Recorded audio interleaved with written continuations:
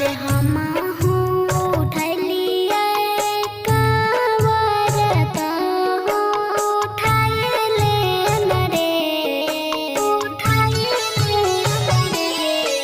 अरे हम उठलिए कांवर तो उठाइले न रे। अरे जन कट जाइत दुख परेशानी जल भोले जी पर चढ़ाइले न रे। अरे जन कट जाइत दुख परेशानी जल भोले जी पर चढ़ाइले न रे।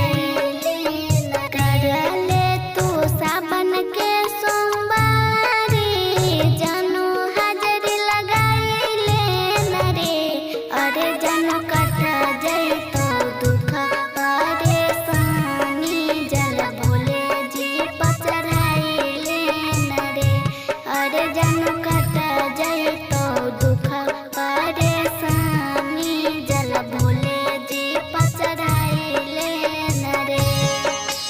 प्रेम से बोली बाबा भोलेनाथ की। म्यूजिक बाय विकास बेतिया।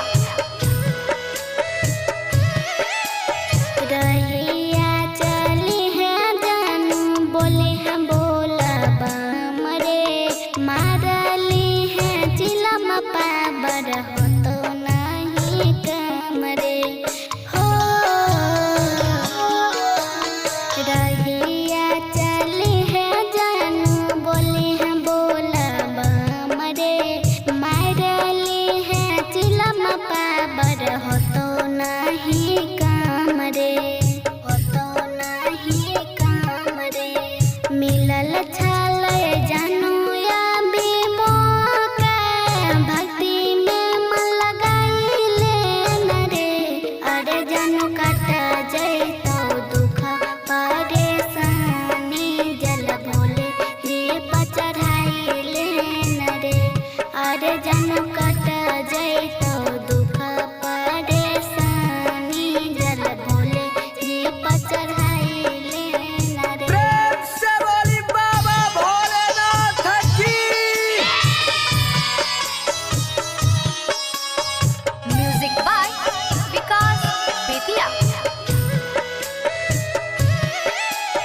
भोले त्रिपुरारी के महिमाया पार छै। साक्षी आनंद कहै जनै संसार छै, जनै संसार छै। भोले त्रिपुरारी के महिमाया पार छै। साक्षी आनंद कहै जनै संसार छै।